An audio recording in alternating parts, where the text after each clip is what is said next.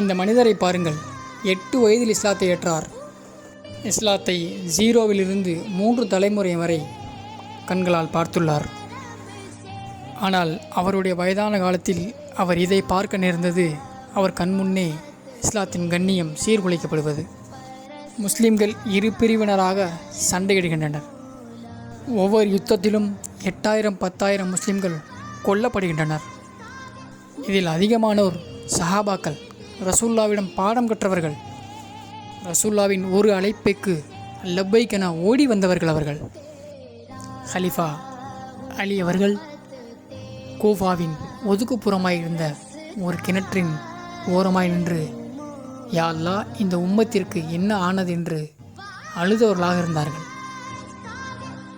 ஃபஜ்ரில் குன்னூத் முஆவியாவுக்கு எதிராகவும் அம்ர் இப்னு ஆஸுக்கு எதிராகவும் ஓதக்கூடியவர்களாக இருந்தார்கள். முஸ்ததரக் அல் ஹாக்கிமில் பதிவு செய்யப்பட்டிருக்கு. நபி ஸல்லல்லாஹு அலைஹி வஸல்லம் சொல்கிறாங்க,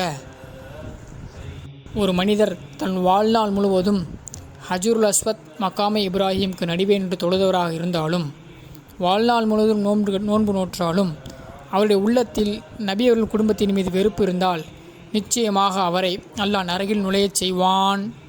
கேட்குறாங்க, கர்பலா ஏன் பேசுகிறீங்க, அது மறுமையில் விசாரிக்கப்படுமா என்று. ஆம், நிச்சயமாக கர்பலா விசாரிக்கப்படும்.